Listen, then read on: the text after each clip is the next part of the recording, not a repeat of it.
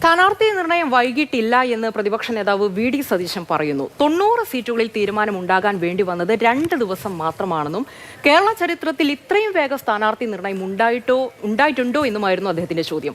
എല്ലാ സീറ്റുകളിലും തീരുമാനമായി, പ്രഖ്യാപനം ഇന്ന് തന്നെ ഉണ്ടാകും.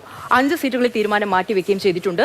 ഈ സീറ്റുകളിൽ ചില കാര്യങ്ങൾ പരിശോധിക്കേണ്ടതുണ്ട് എന്നും വി.ഡി. സതീശൻ പ്രതികരിച്ചു. 5 സീറ്റ് ഒഴിച്ചിട്ട് അത് വേറെ ചില കാര്യങ്ങൾ വെരിഫൈ ചെയ്യാൻ വേണ്ടിയിട്ട് വെച്ചിട്ടുള്ള ബാക്കി 87 സീറ്റും തീരുമാനമായി. അല്ല 95 മോതലുള്ളത്. അതിൽ ഈ 5 സീറ്റ് ഒഴിച്ച് 90 സീറ്റും തീരുമാനമായി. എന്ത് ചെയ്യണമെന്ന് 90 സീറ്റിലും തീരുമാനമായി. എത്ര ദിവസം എടുത്ത്? 2 ദിവസം എടുത്ത്. സ്ഥാനാർത്ഥി പ്രഖ്യാപനം കഴിഞ്ഞിട്ട് നിങ്ങൾ ശ്രദ്ധിക്കണം, ആദ്യത്തെ 24 മണിക്കൂർ നടന്നില്ലല്ലോ.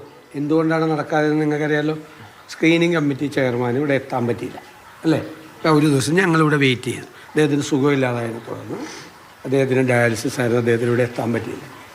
അപ്പോൾ മിനിങ്ങാന്ന് നടത്തേണ്ട കാര്യം ഇന്നലെ നടന്നു.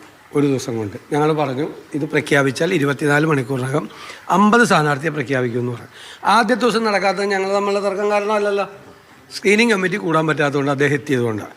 അപ്പോൾ ഈ മിനിങ്ങാന്ന് വൈകുന്നേരം നടക്കേണ്ട കാര്യം ഇന്നലെ വൈകുന്നേരം നടന്നു. 3.25 മണിക്കൂർ കൊണ്ട് ഞങ്ങൾ 36 സ്ഥാനാർത്ഥികളെ കഴിഞ്ഞ ദിവസം അനൗൺസ് ചെയ്ത കൂടാതെയുള്ള 36 സ്ഥാനാർത്ഥികളെയും തീരുമാനിച്ചു. വളരെ വിശദമായി ചർച്ച ചെയ്ത് ഓരോ സ്ഥാനാർത്ഥികളുടെയും സാധ്യതകളും മറ്റതെല്ലാം ചർച്ച ചെയ്ത് ഞങ്ങൾ തീരുമാനമെടുത്തു. അതിനെന്താ സംശയം?